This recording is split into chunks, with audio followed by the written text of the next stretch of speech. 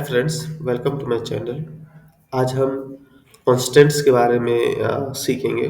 तो सबसे पहला कॉन्स्टेंट हमारा है यूनिक कॉन्स्टेंट।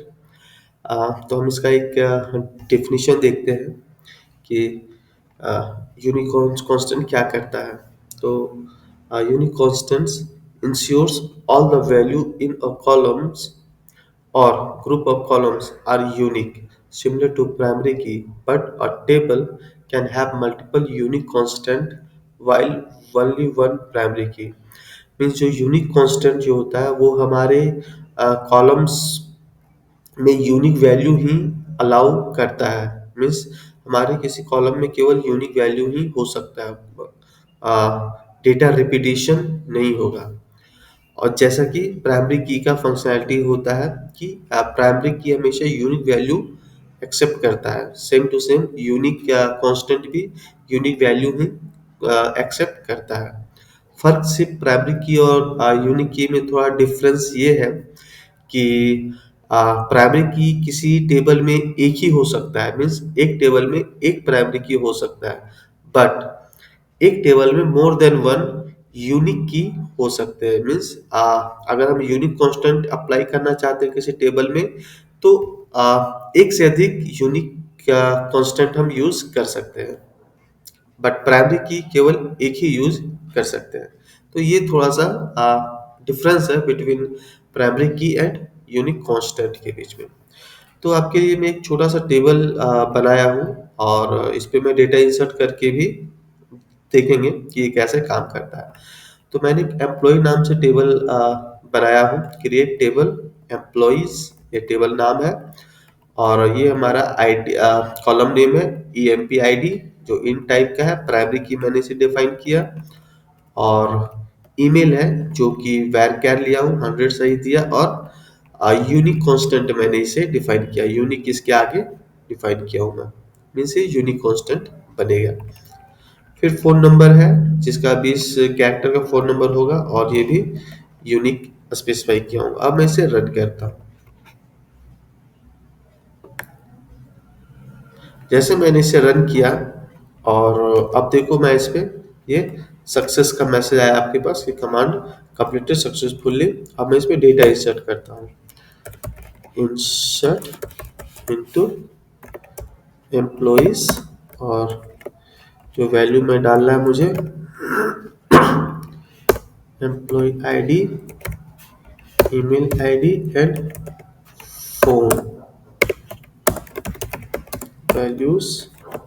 सपोज करो मैं एम्प्लॉय ID प्राइमरी की है तो मैं डाला 1, एंड ईमेल ID में डालता हूँ vinod@kumar@gmail.com, एंड फोन नंबर मैं डालता हूँ 12345, ये कोई फोन नंबर में डाला।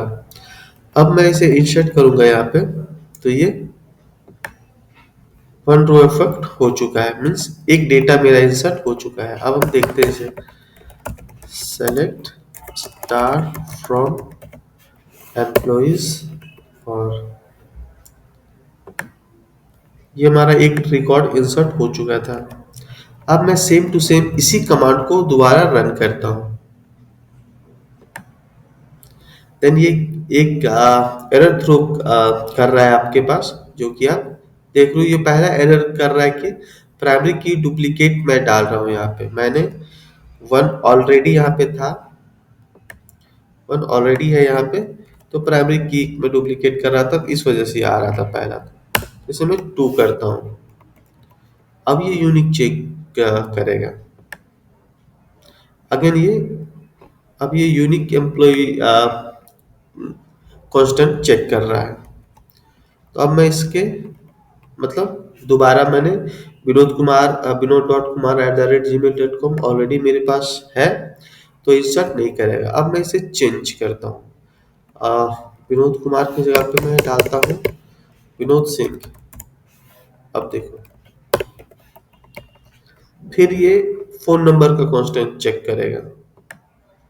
ईमेल का था, अब ये फोन नंबर का कांस्टेंट चेक कर रहा है। वैल्यू ये था, उसके डुप्लीकेट दिखा रहा है यहाँ पे उसे। अब मैं इसे भी चेंज करता हूँ, 3 की जगह पे 4 करता हूँ। अब इंसर्ट, अब ये डेटा इंसर्ट हो गया क्योंकि मैंने ईमेल आईडी नया डाला, फोन नंबर भी चेंज किया, तो ये इंसर्ट हो चुका है। अब देखते हैं रिकॉर्ड कैसे टेबल में मेरा। तो ये देखो यहाँ पे 2 टेबल इंसर्ट हो चुका है। तो ये ओवरऑल कॉन्सेप्ट है यूनिक की का, कि अगर आप अपने टेबल में कोई भी कॉलम का वैल्यू यूनिक चाहते हैं तो आप उसे यूनिक की डिफाइन कर सकते हैं। अब हम देखेंगे default constant. Set a default value for a column when no value is provided. जब हम डेटा इंसर्ट करते हैं, अगर उसमें कोई वैल्यू प्रोवाइड नहीं करवाते उस कॉलम में, तो डिफॉल्ट क्या एक्सेप्ट करेगा वो हम इस पे डिफाइन करते हैं। तो उसके लिए फिर मैंने एक नया टेबल क्रिएट किया हूँ, जिसमें क्रिएट टेबल, और ये टेबल नाम है। टेबल का नाम मैंने ऑर्डर्स रखा है, और ये उसका कॉलम है। पहला कॉलम है ऑर्डर आईडी, जो कि हमारा प्राइमरी की होगा। सेकंड है हमारा ऑर्डर डेट, कौन से डेट को ऑर्डर प्लेस हुआ है, तो वो हमारा डेट टाइम है, बट मैंने इसे डिफॉल्ट सेट कर दिया हूँ। गेट डेट, गेट डेट एक सिस्टम फंक्शन है, प्रीडिफाइंड फंक्शन है एसक्यूएल का, जो हमें करंट डेट देता है। नेक्स्ट है स्टेटस, जो वेरकेर है, और इसमें डिफॉल्ट वैल्यू डाला हूँ पेंडिंग। मीन्स अब मैं अगर इसमें कोई भी डेटा नहीं डालूंगा तो ये ऑटोमेटिक पेंडिंग ही एक्सेप्ट करेगा। तो मैं इसे रन करता हूँ एक बार। तो ये कमांड सक्सेसफुली रन हो चुका है। अब मैं इसे इंसर्ट करता हूँ डेटा,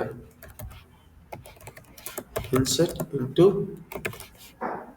ऑर्डर्स, और मैं एक कॉलम है सिर्फ इसी को मैं डिफाइन करता हूँ। वैल्यूज में मैं डाला 1। अभी मैं ऑर्डर डेट और स्टेटस को मैं ब्लैंक छोड़ रहा हूँ, मतलब ये डेटा नहीं डाल रहा हूँ, और मैं इसे एग्जीक्यूट करता हूँ। तो 1 रो इफेक्टेड हो चुका है, मतलब एक रो इंसर्ट हो रखा है। अब मैं इसे देखता हूँ क्या है रो में। Select star from orders. तो ये जैसा कि हमने बताया था आपको कि अगर कोई डेटा नहीं इंसर्ट करते हैं तो एक्चुअल ये जो भी हम डिफॉल्ट वैल्यू सेट करेंगे वो यहाँ पे ऑटोमेटिक आ जाएगा। तो जैसा मैंने यहाँ पे इस टेबल पे जब मैं इंसर्ट कर रहा था, केवल आईडी इंसर्ट किया था, तो उसका जो डिफॉल्ट वैल्यू सेट है ऑर्डर डेट की जगह में आज का डेट आ गया, जो करंट डेट था उस टाइम पे जब डेटा इंसर्ट हो रहा था उस टाइम पे। और ये स्टेटस में आ गया, जो भी हमने स्टेटस यहाँ डिफाइन किया था वो। तो ये है डिफॉल्ट कांस्टेंट का फीचर। अब हम देखेंगे check constant. Ensures that the value in a column meet a condition. ये इंश्योर करता है कि जो हम वैल्यू किसी भी कॉलम में इंसर्ट करेंगे, जिसे मैंने चेक कांस्टेंट डिफाइन कर रखा है, वो हमारे कंडीशन को फुलफिल करे। अगर वो कंडीशन को फुलफिल नहीं करेगा तो हमें वो एरर डिस्प्ले करेगा। तो उसके लिए मैंने एक टेबल क्रिएट किया है जिसका नाम है प्रोडक्ट्स, और सेम कंडीशन सेम सिंटेक्स है, क्रिएट टेबल, टेबल नेम, और प्रोडक्ट आईडी हमारा प्राइमरी की है, प्रोडक्ट नेम सिंपल वेरकेर है, प्राइस डेसिमल टाइप का हमारा ये कॉलम है। और इसमें मैंने चेक कांस्टेंट डिफाइन कर रखा है कि उसके लिए क्या होता है, चेक कीवर्ड का यूज होगा। चेक कंडीशन में मैंने लिखा price is greater than 0। Price जब भी इंसर्ट होगा इस टेबल पे तो 0 से बड़ा होगा। एक और कांस्टेंट मैंने इंसर्ट किया यहाँ पे, क्वांटिटी। क्वांटिटी जो भी होगा वो हमेशा 0 से ग्रेटर होगा, 0 से बड़ा होगा, मीन्स माइनस पॉइंट नहीं हो सकता है, और 1000 से छोटा होगा। तो ये मैंने दो दो कंडीशंस यहाँ पे अप्लाई कर रखा है। एक है क्वांटिटी के लिए, एक है प्राइस के लिए। प्राइस के लिए 0 से कम नहीं हो सकता, मीन्स प्राइस हमेशा 0 से अधिक होगा। और चेक कांस्टेंट है, मीन्स जो हमारा क्वांटिटी है वो हमेशा 0 से अधिक और 1000 से कम होगा। तो अब हम इस टेबल को क्रिएट करते हैं पहले, फिर हम इसमें डेटा इंसर्ट करेंगे। ये टेबल हमारा क्रिएट हो चुका है। अब हम इसमें डेटा डालते हैं। इंसर्ट इनटू प्रोडक्ट और मैं वैल्यू डालना शुरू करता हूँ। Product ID, product name, price and quantity, values. पहला प्रोडक्ट आईडी है जो कि प्राइमरी की है हमारा, तो मैं इसे 1 डाला। प्रोडक्ट नेम में मैं पहले डालता हूँ टी शर्ट, सपोज करो टी शर्ट। और प्राइस इसका मैं डालता हूँ, सपोज करो मैं डाल रहा हूँ 0। अभी मैं कोई प्राइस नहीं डाल रहा हूँ, इसमें 0 डाल रहा हूँ कि ये कंडीशन कैसे चेक करता है वो देखने के लिए 0। और क्वांटिटी मैं डालता हूँ 5 और इसे इंसर्ट करते हैं। तो ये एरर थ्रो कर रहा है प्राइस पे, है ना। नेक्स्ट मीन्स ये प्राइस 0 नहीं हो सकता क्योंकि मैंने यह डिफाइन कर दिया हूं कि price should be greater than 0। अब मैं प्राइस इसे डालता हूं 500 और कमांड। तो 1 रो इफेक्टेड, मतलब ये टेबल हमारा, सॉरी ये रिकॉर्ड हमारा क्रिएट हो चुका है। तो हम देखते हैं रिकॉर्ड क्या है। Select star from products. तो ये जो रिकॉर्ड था मेरा क्रिएट हो चुका है। पहले मैंने आपको दिखाया जब 0 मैंने इंसर्ट किया था तो ये इंसर्ट नहीं किया था। अब मैं क्वांटिटी के लिए करता हूँ। सेम आईडी लेता हूँ मैं 2 टी शर्ट, सेम मैं टी शर्ट ही रखता हूँ इसे भी, और प्राइस 500 ही रखता हूँ। और क्वांटिटी मैं इसे करता हूँ 0। अगर मैं करूँगा तो ये एक्सेप्ट करेगा क्योंकि क्वांटिटी 0 हो सकता है। इसे मैं करता हूँ -1। अब ये फिर वो एरर थ्रो करेगा एज ए कांस्टेंट। तो क्वांटिटी का ये एरर मुझे डिस्प्ले कर रहा है कि आप नहीं डाल सकते हो माइनस में। तो इसे मैं करता हूँ 1। माइनस जैसे आप हटाओगे यहाँ पे रो इफेक्ट हो चुका है। और मैं इसे रन करता हूँ तो ये 2 कॉलम इंसर्ट हो चुका है यहाँ पे। नेक्स्ट मैं डालता हूँ, अगर क्वांटिटी में हमने चेक कांस्टेंट लगाया था कि should be greater than 0 and less than equals to 1000। तो मैं इसे करता हूँ 1001। तो फिर ये कांस्टेंट का चेक करेगा और एरर थ्रो करेगा कि डुप्लीकेट वैल्यू नहीं, it mean the value insert ना हो क्योंकि ये कांस्टेंट फेल हो रहा है। तो मैं यहाँ पे फिर से करता हूँ 1000 और प्राइमरी की वैल्यू चेंज होगा। तो ये इंसर्ट हो चुका है रो हमारा। हम देखते हैं इंसर्ट हो चुका है ये हमारा। तो ये ओवरऑल कॉन्सेप्ट है हमारा चेक कॉन्स्टेंट्स का कि हम किसी कॉलम पे ये रिस्ट्रिक्शन लगा सकते हैं कि कॉलम का वैल्यू किस रेंज में हो सकता है और क्या हो सकता है।